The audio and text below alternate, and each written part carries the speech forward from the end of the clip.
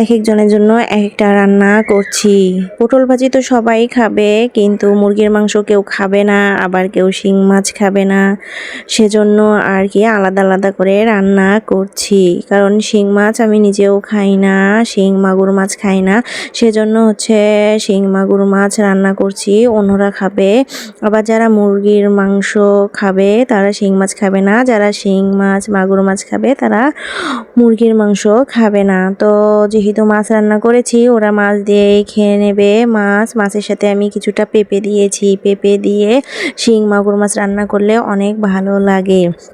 আর পটল ভাজিটা করে নিলাম। পটল ভাজিটা সবাই খাবে, সবারই পটল ভাজিটা পছন্দ। তারপর এই তো মুরগির মাংস রান্না করছি। মুরগির মাংসটা আগেই কেটে বেছে ধুয়ে পরিষ্কার করে রেখেছি, কারণ সবাই মুরগির মাংস খাবে না, সেজন্য মুরগির মাংসের পরিমাণটা একটু কম করে রান্না করছি।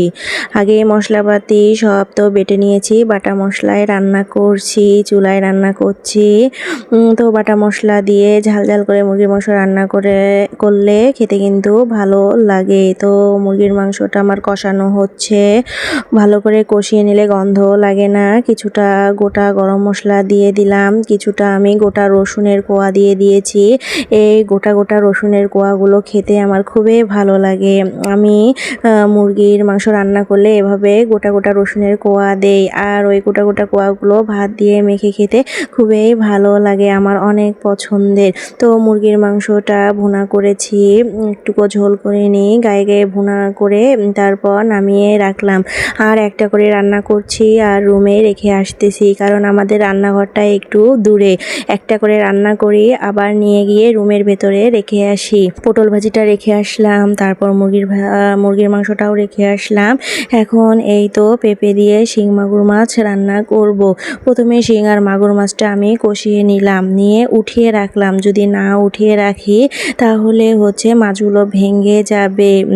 পেঁপের সঙ্গে একসঙ্গে দিলে মাছগুলো একদম ভেঙে যাবে, সেজন্য মাছটা আমি উঠিয়ে রেখেছি। তারপর পেঁপেটা কষিয়ে পেঁপেটা একটু যখন আধা সিদ্ধ হয়ে যাবে তখন আমি মাছগুলো দিয়ে দিব, সাথে ঝোলের পানিও দিয়ে দিব। তবে পেঁপের তরকারিটা নাকি অনেক মজা হয়েছিল, সবাই বলতেছিল যে মুরগির মাংসের চেয়ে পেঁপের তরকারিটাই বেশি ভালো হয়েছে। পেঁপের তরকারি আমারও অনেক পছন্দ।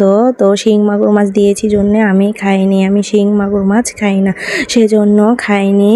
গাছের পেঁপে তো সবাই তো আর খাবে না, সেজন্য এর পরিমাণটাও আমি কম করে রান্না করছি।